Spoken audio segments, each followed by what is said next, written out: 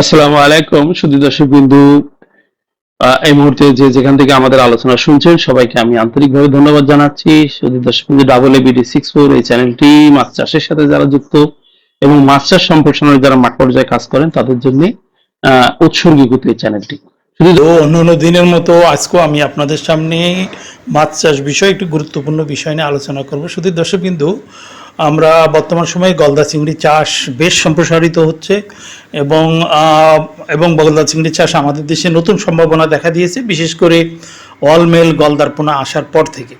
তো শুধু দর্শক বিন্দু, গলদা চিংড়ি চাষে আমরা কি সার ব্যবহার করব, এটার উপরেই আমি আজকে আলোচনা সীমাবদ্ধ রাখবো। শুধু দর্শক বিন্দু, আমরা জানি যে গলদা চিংড়ি প্রাকৃতিক খাবার হিসেবে অন্যান্য কীটপতঙ্গের পাশাপাশি জুপ্লাঙ্কটন খুব পছন্দ করে, অর্থাৎ প্রাকৃতিকভাবে আপনার গলদা চিংড়ি জুপ্লাঙ্কটন খেয়ে প্রধানত বড় হয়। এখন সার দিলে এই কি উপকার হয় এই চিংড়িকে জন্য? সার যদি দেওয়া হয় তাহলে পুকুরে প্রাকৃতিক খাদ্যের প্রাচুর্যতা বৃদ্ধি পায়। প্রাকৃতিক খাদ্য মানে প্লাঙ্কটনের প্রাচুর্যতা বৃদ্ধি পায় এবং পুকুরে জৈব উৎপাদনশীলতা বৃদ্ধি পায়। চিংড়ি যদি এই প্রাকৃতিক খাবার খেতে পারে তাহলে দ্রুত বৃদ্ধি নিশ্চিত হয়। পাশাপাশি প্রাকৃতিক খাদ্য যদি চিংড়ি খায় তাহলে সম্পূরক খাদ্যের সাশ্রয় হয়, অর্থাৎ সম্পূরক খাদ্য কিছুটা কম প্রয়োগ করা লাগে এবং সার্বিকভাবে উৎপাদন ব্যয় হ্রাস পায় এবং লাভের অংশ বৃদ্ধি পায়। তাহলে এই সার দিলে আমার এই উপকারগুলো হবে।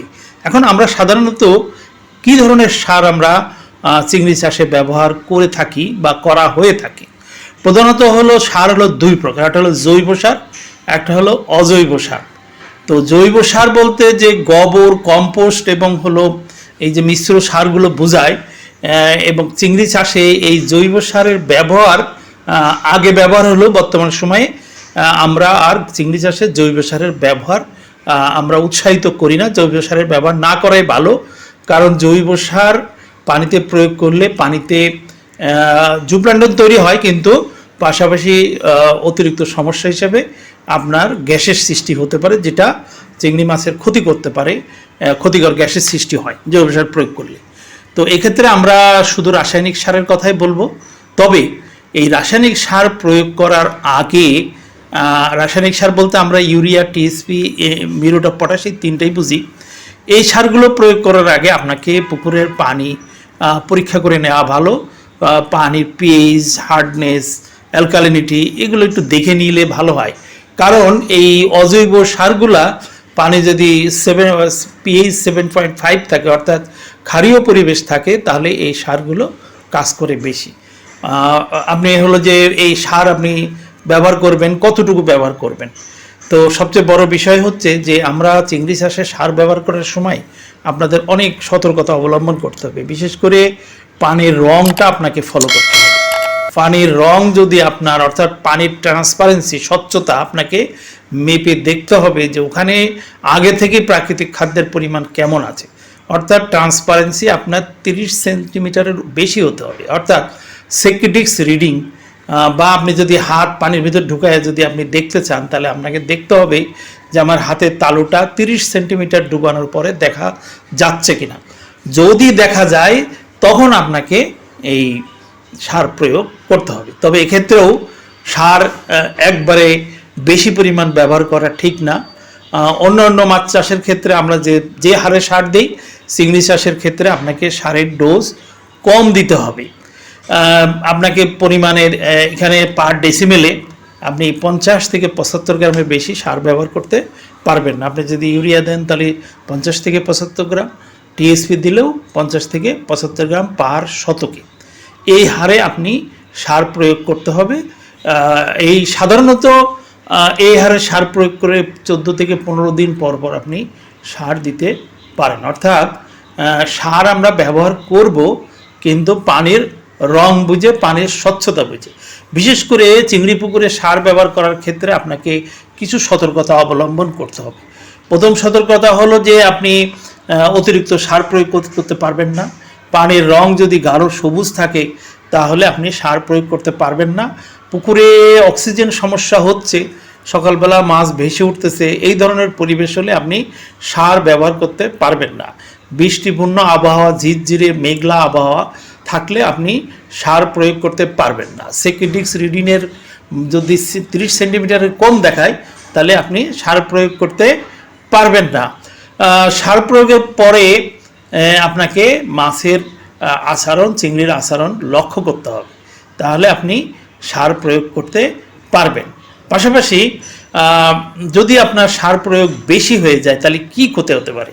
প্রথম ক্ষতিটা হবে যে পুকুরে অতিরিক্ত শ্যাওলা হয়ে যাবে। এই অতিরিক্ত শ্যাওলা আপনার রাতের আধারে অক্সিজেন ব্যবহার করে একটা অক্সিজেনের ঘাটতি সৃষ্টি করতে পারে।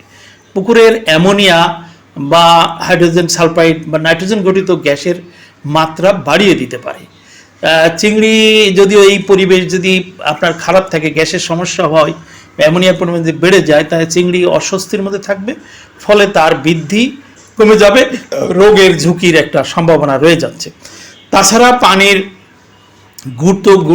গুণগত মানের ক্ষতি হতে পারে এবং খুব বেশি খারাপ অবস্থা হলে অনেক চিংড়ি মারা যেতে পারে। তো আধুনিক চিংড়ি চাষের ক্ষেত্রে ইউরিয়া, টিএসপি এইসব সারের ব্যবহারের পাশাপাশি আপনার হলো যে জুস, এই যে আপনার জৈব সার যেহেতু আমরা ব্যবহার করতে দিচ্ছি না, সেক্ষেত্রে জুসের একটি ব্যবহার আছে। এই জুসটা হলো আপনার এক ধরনের প্রিবায়োটিক্স। এই জুসটা তৈরি কম্পোজিশনটা হচ্ছে যে প্রতি শতকে 100 গ্রাম আপনার মিহি কুড়া, 100 গ্রাম চিটাগুড়, আপনার 3-4 গ্রাম হচ্ছে ইস্ট প্রতি শতকে। এই হারে আপনি এই উপকরণ, 3টি উপকরণ পর্যাপ্ত পানির সাথে 24 ঘন্টা ভিজিয়ে রেখে পরের দিন সারা পুকুরে ছিটাই দিতে হবে। তবে খেয়াল রাখতে হবে, যেহেতু এখানে জৈব জিনিস রয়েছে, আপনার হলো মোলাসেস হলো জৈব, আবার হলো মিহি কুড়া বা আটা, এগুলো জৈব জিনিস, এবং জৈব পদার্থ আপনাকে ঘন ঘন দেওয়া যাবে না। অর্থাৎ আপনি যদি বেশি দিয়ে ফেলান বা বারবার দিয়ে ফেলান, ঘন ঘন দিয়ে ফেলান, তাহলে পানিতে ওই জৈব পদার্থের পরিমাণ বেড়ে যাবে এবং অনাকাঙ্ক্ষিত ক্ষতিকর গ্যাসের প্রাচুর্যতা বেড়ে যেয়ে আপনার চিংড়ি চাষের ক্ষতি হবে। তবে এই জুস দিলে পানিতে প্রচুর পরিমাণ জুপ্লান্টন হয়, যে জুপ্লান্টন চিংড়ি মাছ খেতে খুব পছন্দ করে। শুধু দর্শকবৃন্দ, আমরা চিংড়ি, বিশেষ করে গলদা চিংড়ি চাষে আপনি হালকা ডোজে আমরা সার ব্যবহার করব। কারণ হচ্ছে যে সারে প্রাকৃতিক খাবার তৈরি হয়, এই প্রাকৃতিক খাবার মাছে খায়, পাশাপাশি এই প্রাকৃতিক খাবার পুকুরের অন্যান্য এই ফাইটোপ্ল্যাঙ্কটন, বিশেষ করে ফাইটোপ্ল্যাঙ্কটন পুকুরের অন্যান্য যে ক্ষতিকর গ্যাস এগুলো শোষণ করে, অর্থাৎ পুকুরের পানির পরিবেশ ভালো রাখতেও সাহায্য করে। এই জন্যে আমাদের সার ব্যবহার করব, তবে সতর্কতার সাথে আপনাকে ব্যবহার করতে হবে। যা আলোচনার উপরে যদি আপনার কোনো প্রশ্ন থাকে অথবা মাছ চাষ সংক্রান্ত যে কোনো প্রশ্ন থাকে, আপনি কমেন্টস বক্সে উল্লেখ করতে পারেন। আর আপনারা আমার চ্যানেলে যারা নিয়মিত দর্শক, তারা সবাই জানেন যে আমরা আপনাদের প্রশ্নগুলাকে খুব গুরুত্ব সহকারে নেই এবং খুব দ্রুততম সময়ে আমাদের দিনটা শুরুই হয় আপনাদের চাষি ভাইদের প্রশ্ন উত্তর দেওয়ার মাধ্যমে।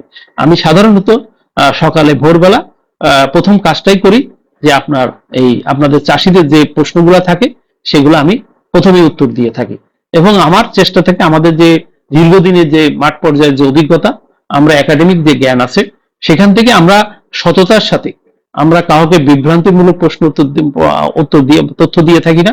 আমরা আমাদের যেটা জানা নেই সেটা আমরা নির্দ্বিধায় স্বীকার করি যে এই তথ্যটা আমার সঠিকভাবে জানা নাই। তবে আমরা আমাদের জ্ঞাতসারে, আমাদের জ্ঞানের অনুসারে আমরা সাধারণত সঠিক তথ্য দিয়ে উত্তর দিয়ে থাকি। তো যারা আমাদের এই উপস্থাপনা ধৈর্য সহকারে শুনলেন, সবাইকে ধন্যবাদ জানিয়ে আজকে এখনকার এই উপস্থাপনা এখানে শেষ করছি। আল্লাহ হাফেজ।